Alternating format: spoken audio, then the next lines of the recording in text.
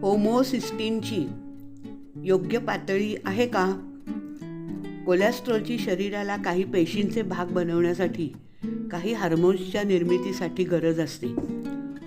होमोसिस्टीनची मात्र अशी गरज नसते की आरोग्याच्या दृष्टीनं त्याचा कोणताही फायदा किंवा उपयोग नाही. होमोसिस्टीनची पातळी जितकी अधिक तितकी कार्डिओव्हॅस्क्युलर डिसीजचा धोका अधिक.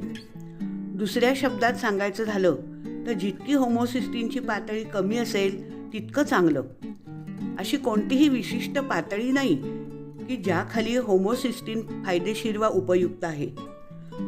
तुम्ही तुमच्या शरीरातील होमोसिस्टीनची पातळी शक्य असेल तेवढी कमीत कमी ठेवायची आहे.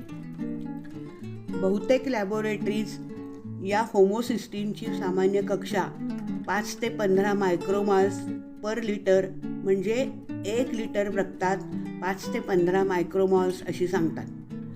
मात्र वैद्यकीय साहित्यात मात्र आढळतं की ही पातळी 7 मायक्रोमॉल्सपेक्षा वर गेली की कार्डिओव्हॅस्क्युलर आजारांचा धोका दिसू लागतो.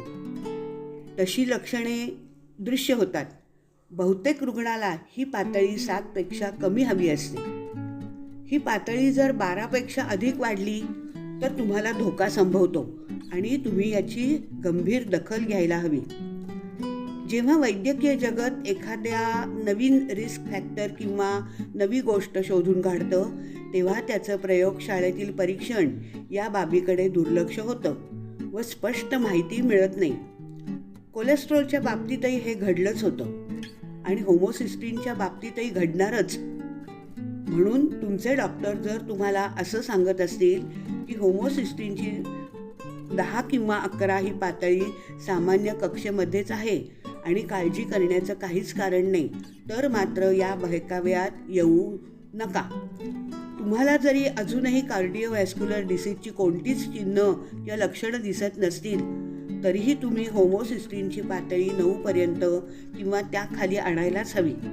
आणि जर अशी लक्षणं दिसू लागली असतील किंवा इतर धोक्याचे घटक म्हणजे अतिरिक्त दाब, धूम्रपान, वजन वाढ, कोलेस्ट्रॉल वाढणं इत्यादी असतील तर तुम्ही ही पातळी 7च्या खाली आणायलाच हवी.